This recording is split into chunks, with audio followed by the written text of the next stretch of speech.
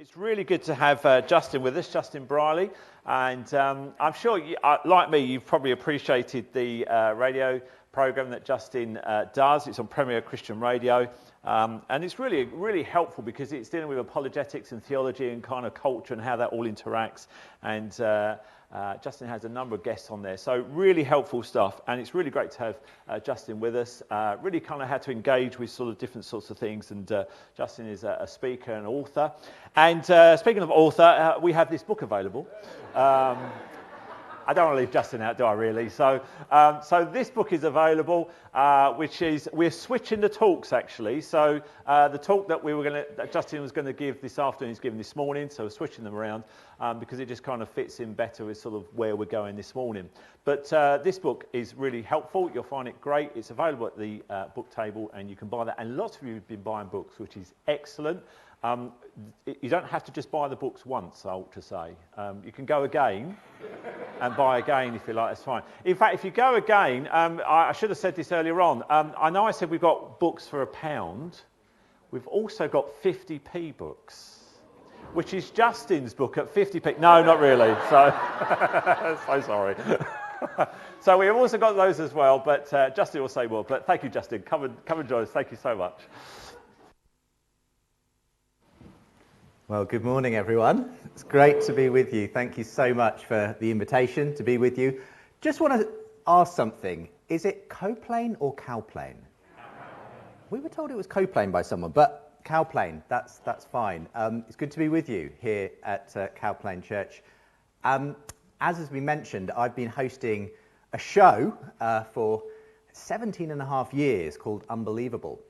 In fact, I actually just recently moved on from hosting the show. That might be news to some people, but after 17 and a half years hosting this show, I actually have moved on to pastures new, doing some new projects in a freelance capacity. The show continues, and I'm really blessed for all that I was able to do through the Unbelievable show. But it is what a lot of people know me for. I've got my clicker here. It started, as I say, 17 and a half years ago. And the idea was that working at a Christian radio station, I wanted to do more than just have Christians talk to Christians about Christian things. There was definitely a value in that, but what about the fact that we tend to live in a pretty secular country, cheek by jowl with people who do not share our faith? And what if we could put a point in the schedule when we actually talk to people who don't share our faith and model good conversations? And that was where Unbelievable came from, bringing together Christians and non-Christians to have conversations about faith. For instance, this one from quite a few years ago now, the gentleman on the right of the picture, Andrew Copson, heads up Humanists UK, and on the left of the picture, Theo Hobson had written a book called God Created Humanism. So they were having an interesting dialogue on that subject. You've already seen this picture. Andy referenced it. We launched a video channel several years ago. We've had some really interesting guests on that as well, Jordan Peterson and Susan Blackmore. And we have debated all kinds of ethical issues, assisted suicide, psychedelic drugs. The video editor was responsible for the picture of me in that one. So there were no drugs had been taken for this recording, but all kinds of interesting issues, obviously the central claims of Christianity as well. Did Jesus rise from the dead? Can we trust the Bible? Does God exist? It's branched out in all kinds of ways. I now have a TikTok, social media as well. Anyone here on TikTok? No? Well, don't worry. All the young people are on TikTok. They can get these 60-second thoughts. That's one of them there. And really, the whole ethos of the show, the whole reason for doing this was to fulfill one of the instructions were given in 1 Peter 3:15, sort of the go-to verse for any apologetic sort of organization. Always be prepared to give an answer to everyone who asks you to give the reason for the hope that you have, but do this with gentleness and respect. So that's what we've been aiming to do. And of course, the show was really birthed in the heyday of New Atheism. New Atheism, this very dogmatic, anti-religious movement, whose figurehead in many ways was the person on screen, Richard Dawkins. He wrote a best-selling book called The God Delusion, in which he claimed religion was essentially a fairy tale, that we're better off without it. And in a way, this was a great moment for the show to have begun back in about 2005, because actually that gave a really good way of engaging with the God question. But the new atheism has very much put the idea about, and I'll explain in my talk later on today about why I think the new atheism itself has waned. But at the time, it was actually very influential, and a lot of people were sort of copying the rhetoric of the new atheists, saying, yeah, God is dead. Should we get rid of religion altogether? And that's been a really helpful way of getting into some of the discussions that I've hosted. And over the years of hosting the show, it led me to hear from both sides of the arguments and to put together my own case for faith. What would I say to someone if I was having a conversation with them and perhaps they were coming from the same perspective as Richard Dawkins, saying there's no evidence for God? What would I say to them? What reasons could I give? And I hope in that sense today's talk is quite a practical one for you. It's going to draw in a lot of the threads that we've already heard from Sharon and Andy this morning. And if you do want, again, a copy of the book, the longer version of it is in the book. One of the things that I found really helpful, though, in hosting the show was coming to the realization that we all come to life with a perspective, with what you might call a worldview.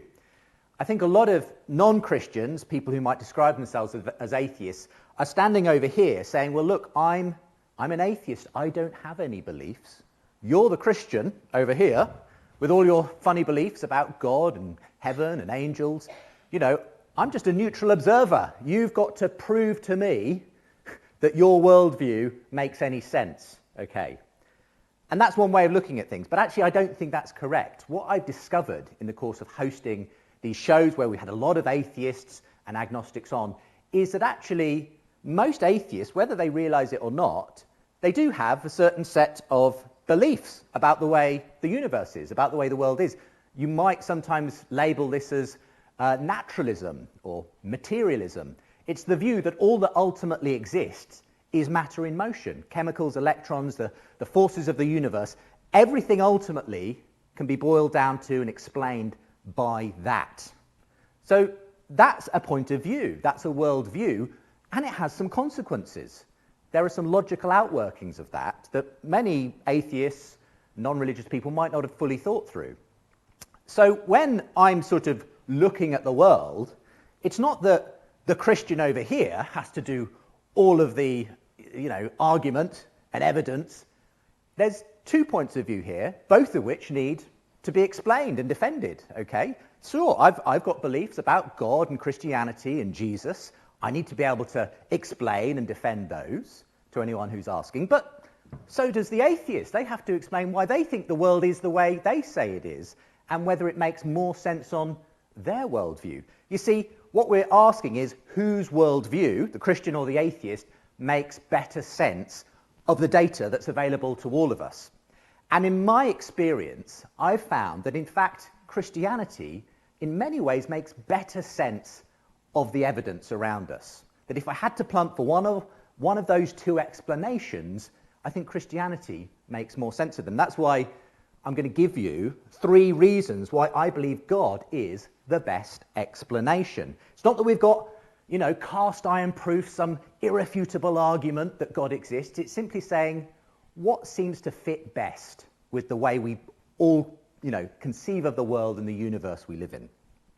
So I'm going to give you 3 that you might find helpful next time you have a conversation with someone who asks you, well, why do you think God exists? Why do you think Christianity is true? My first one is that God makes sense of human existence.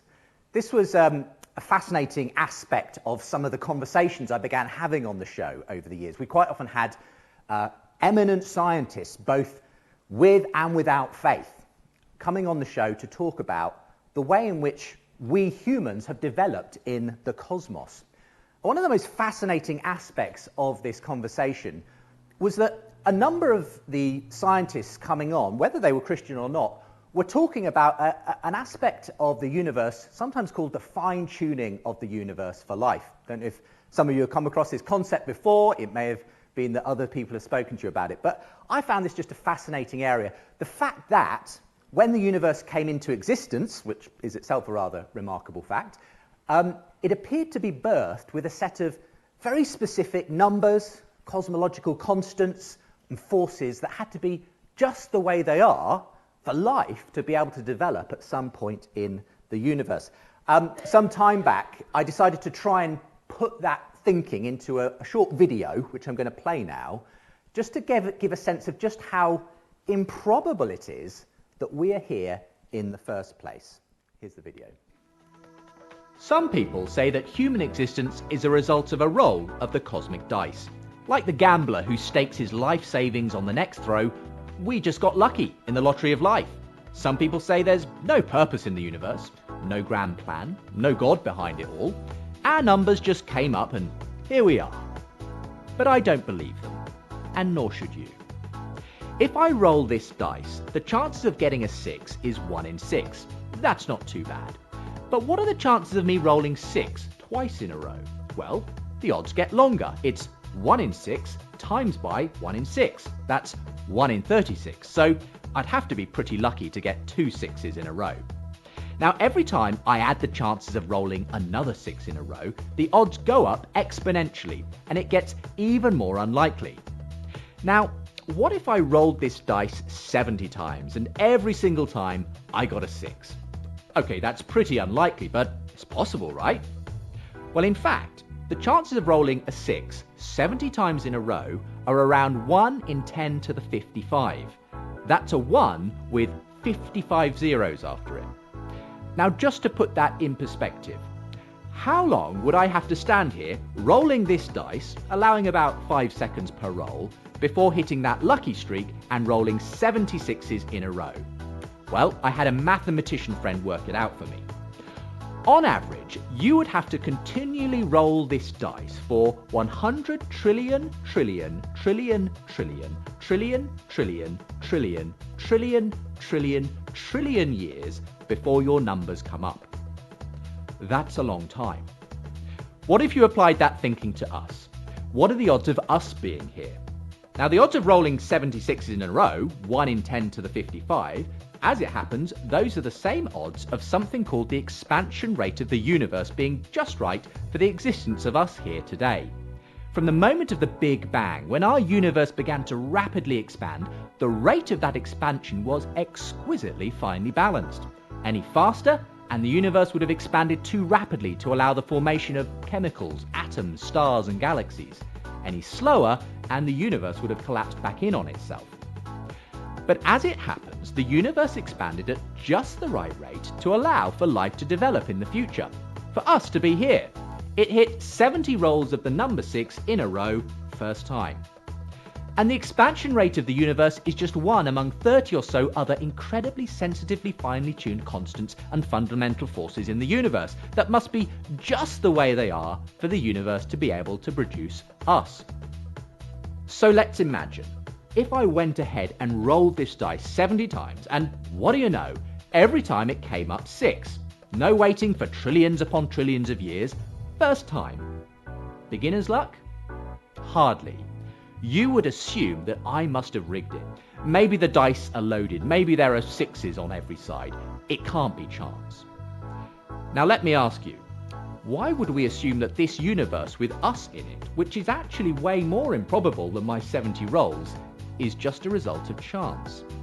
The fact that we're here shows that someone's loaded the dice. In fact, maybe there's no dice at all. What if the evidence points to this life-permitting universe actually being the product of an intelligent mind which intended for us to be here?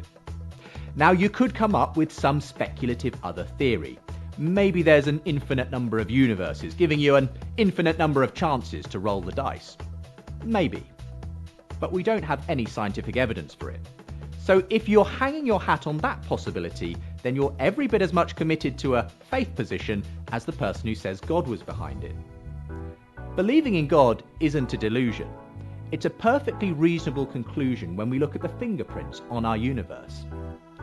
And if it's true that we aren't just the fluke result of a cosmic roll of the dice, and that we're actually here because a grand designer intended us from the very beginning, well, that's worth staking something on.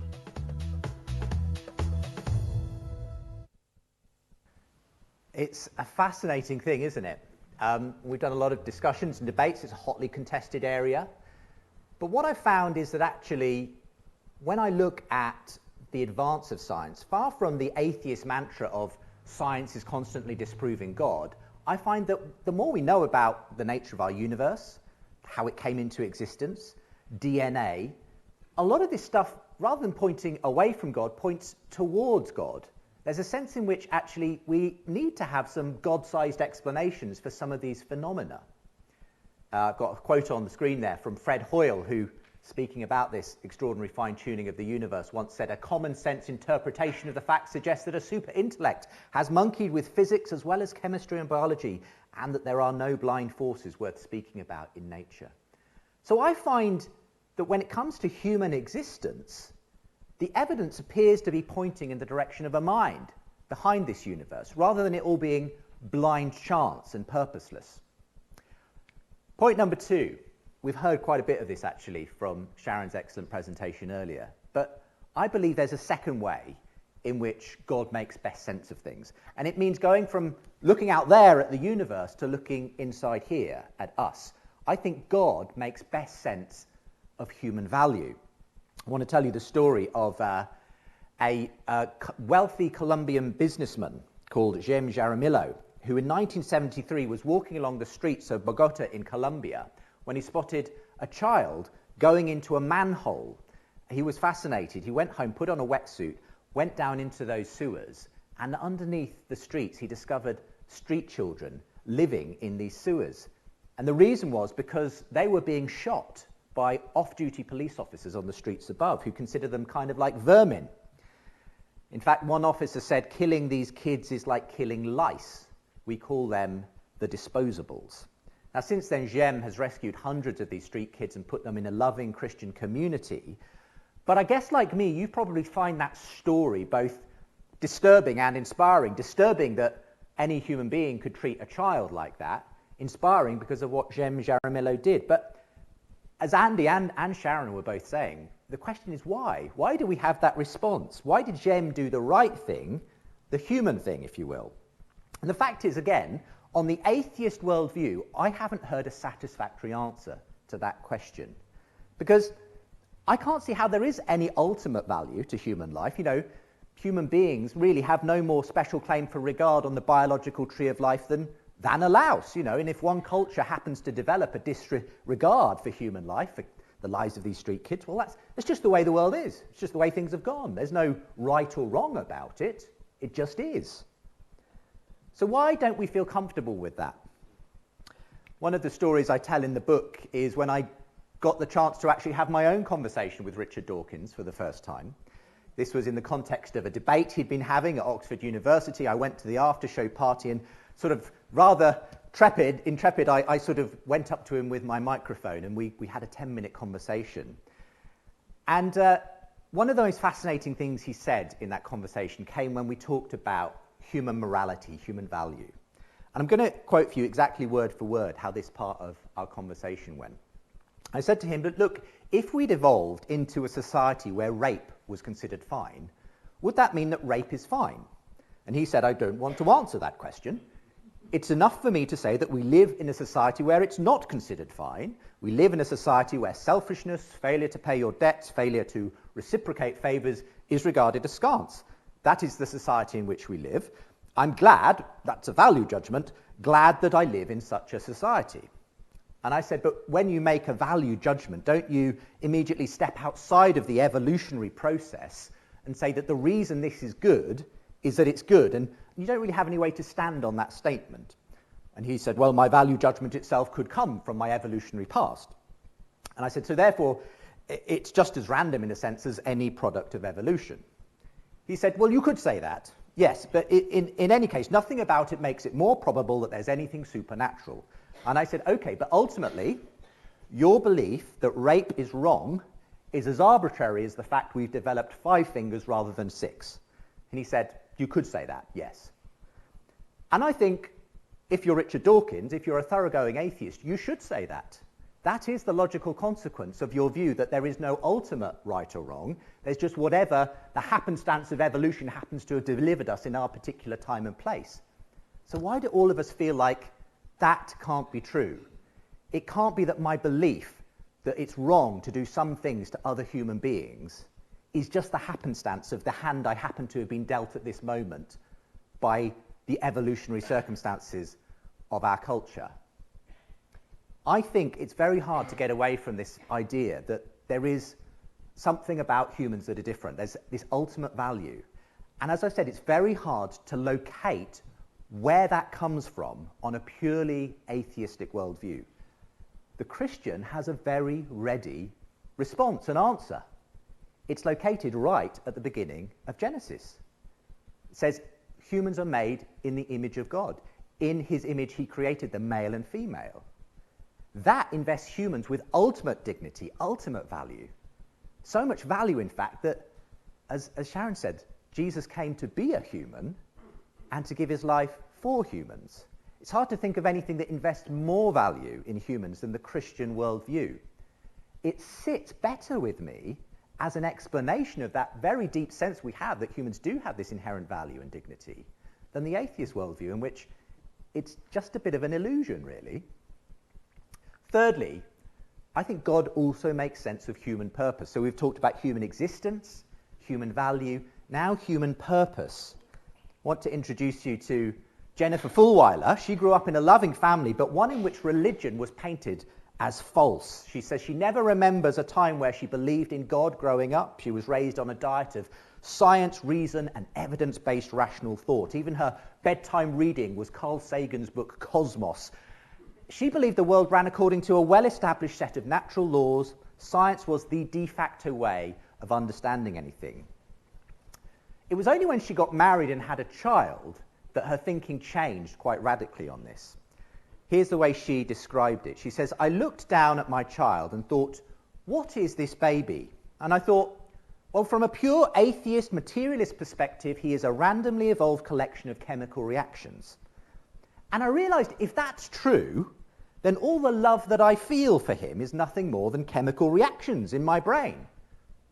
And I looked down at him and I thought, that's not true. That's not the truth. Now, this was a bit of a turning point for Jennifer, and it led her on a journey eventually to Christianity. But I think her story tells us about the different ways that are an option to look at the world and purpose and meaning. Again, Dawkins has very neatly summarized this. Go back actually. I don't have a quote for this one. But he said in one of his books, the universe we observe has precisely the properties we should expect if there is at bottom no design, no purpose, no evil, no good, nothing but blind, pitiless indifference. And again, he's absolutely right. If atheism is true, that is the universe we should expect to observe. But it's not the universe I observe. I observe a universe that is full of purpose and beauty and truth and right and wrong.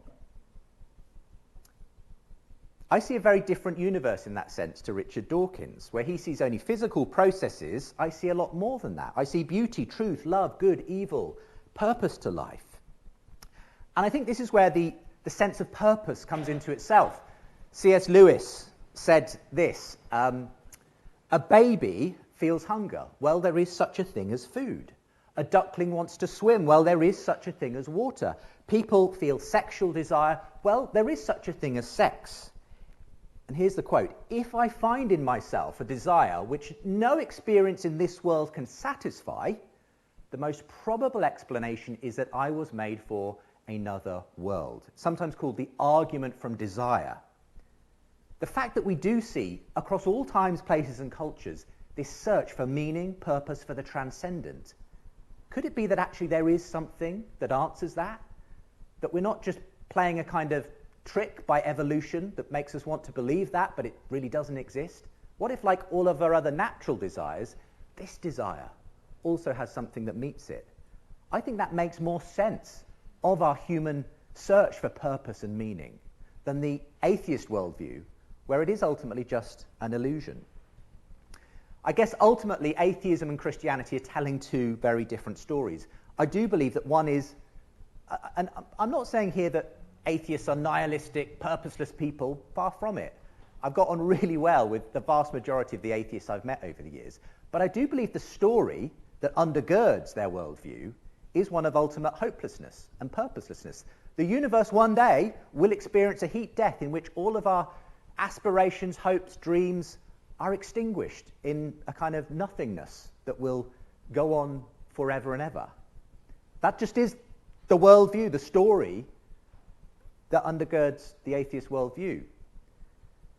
But the Christian story tells a very different story. It tells a story of ultimate hope and purpose. The psychologists tell us there are two things people basically need to live a happy, flourishing life. They are love and they are hope. And the Christian story has both of those in a way that I just don't believe the atheist story does.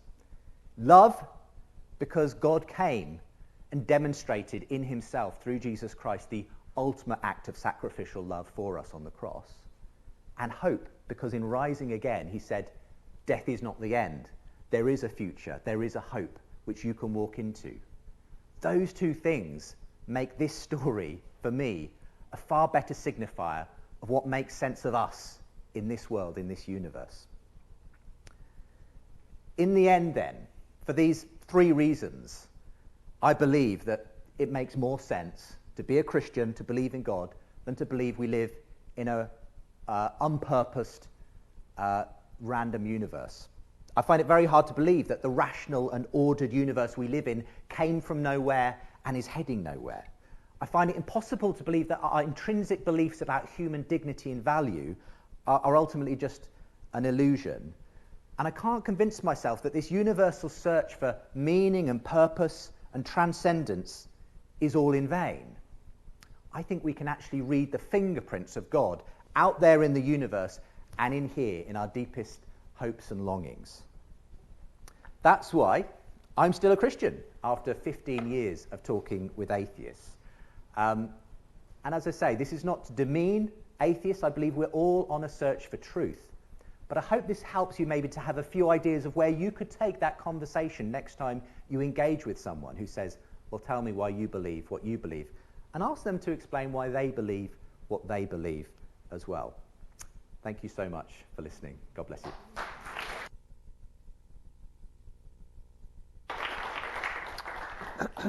Thank you, Justin. That's really helpful. And as Justin said, he's written a book, unbelievable, well worth having getting hold of that. I'm sure develops things much more in the book. So, but so helpful. So thank you for that. Just before we have a break for lunch, it's really good that we've got Solas here. I don't know if some of you may be aware of what Solas does as an organisation. Some of you it may be new to you.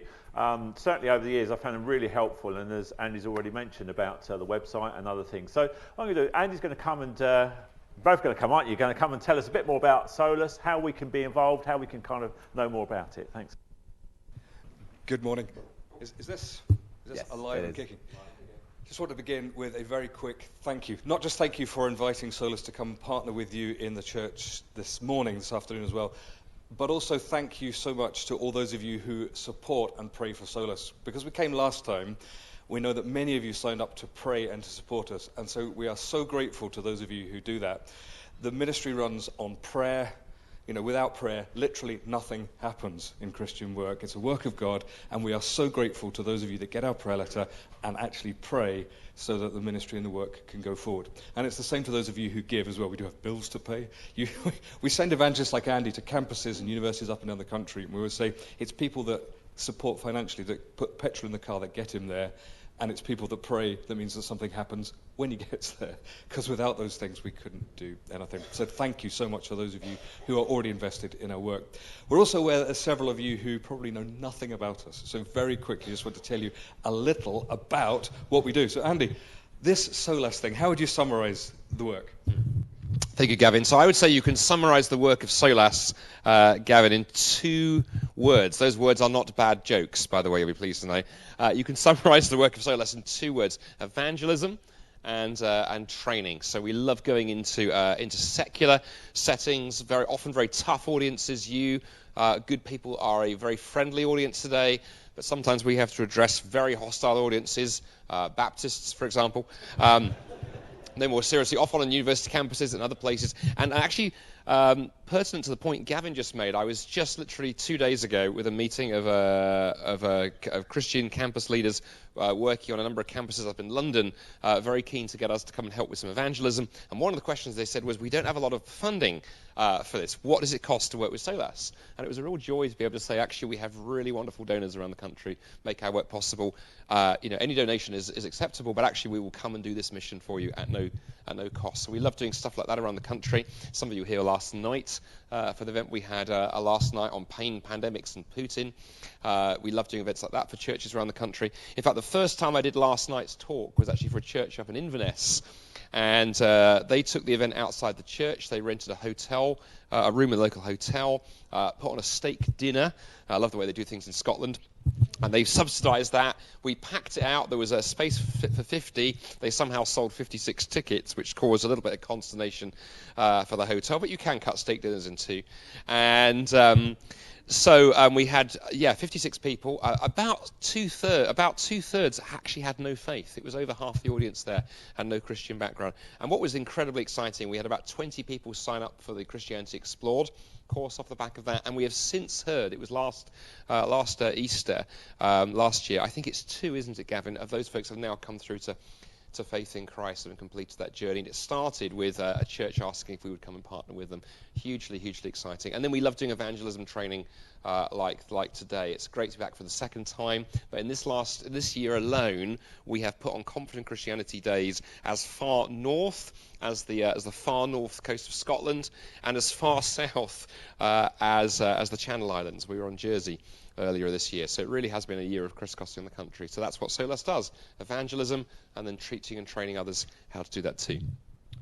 And also a whole suite of resources to support that, including Andy's writing and books and websites and short answers videos and a whole range of things to support the work of evangelism and evangelism training.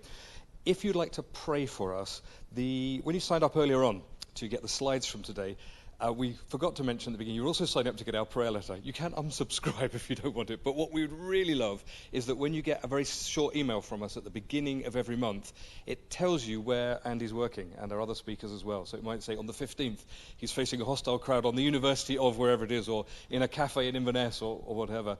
And we would love you to pray that our speakers like Andy would be given words from God to explain the gospel in ways which are relevant and powerful, that the Holy Spirit would anoint him and help him so that people see Jesus, because ultimately that's really what it's about, is helping people to see Jesus. So if you put your email address on there, please look out for the prayer letter coming in, and we would love it if you could pray for us.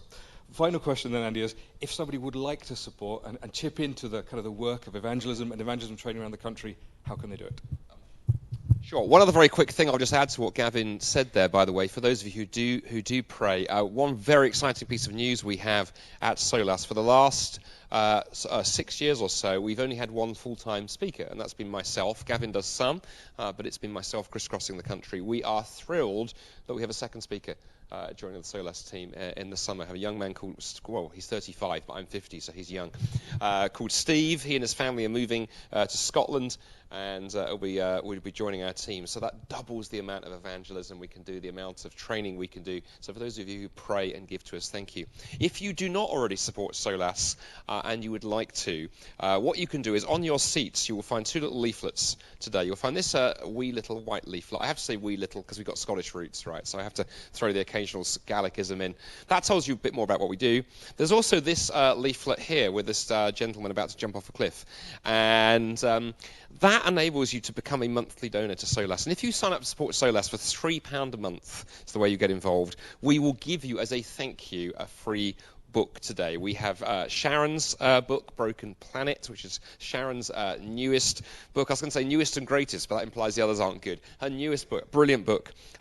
Justin's book that he's talking about later on, his brand new book that isn't even available yet, you can get that one, and we will send that to you the moment it gets published. Or, and a very special offer to go, I was inspired by the fact we were coming to Cowplain. I know what Phil is like. I know the man can sell sand to the Saudis. He can sell stilettos to those in Essex. So I thought I have to rival that. So we have a very special book offer today, don't we, Gavin? Why don't you can model this, Gavin? To Paul You can hold it up and model it. If you support Solas for £3 a month, which we normally ask, you can get 1 book. If you support Solas for £5 a month, you can claim 2 books. And just for today, if you support Solas for £10 a month in the work of mission that we do, all 3 books. 2 you can take away today, and 1 we'll send to you. And the yellow book, my brand new book, How to Talk About Jesus Without Looking Like an Idiot, you can't buy that in this country yet. The Americans published it first. IVP are not releasing it till August. We have smuggled in to the country some of those books. Do not tell IVP, they will not be happy.